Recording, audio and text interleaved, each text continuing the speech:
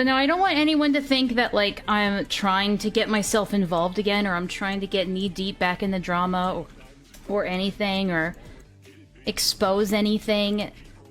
It's just, it's getting to a fever pitch now, and it's like, I've been bitching about it for the longest time, and I want to, like, maybe it's now time to bitch about it publicly.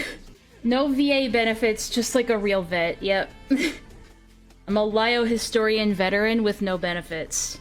You were on the front lines against your will. It all started because you criticized Peaches, not Lio. Lio shot first. I wouldn't even say that.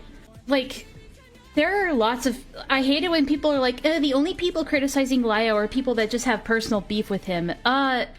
Yes, there are definitely plenty of people that the only reason they beef with Lio is because they feel personally slighted by him. That is true. I'm not one of those people. To this day, Lio's done nothing to slight me. He's done nothing to me specifically. He's never wronged me. He's never offended me. He's never hurt me. I just have, like, very fundamental issues with who he is as a person, and I think that's valid, sis. I think that's valid. So true, Lilith. So true.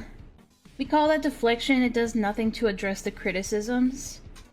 I mean, you're right. I've said this so many times, and I hate that I feel like I have to keep repeating myself.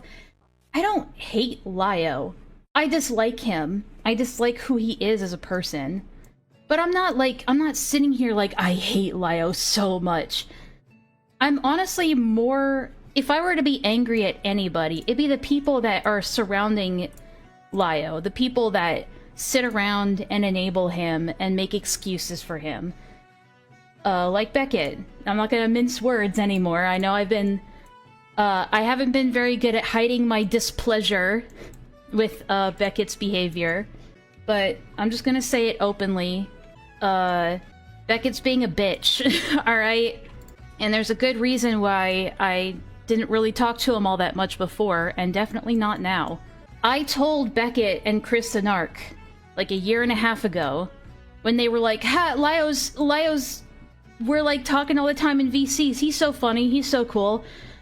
I was sitting there in one of, I think it was the last one of Chris Anark's streams I was actually in, which was over a year ago, and I told him, I was like, hey, I do not agree with keeping Lio around, even if it's just for content, right?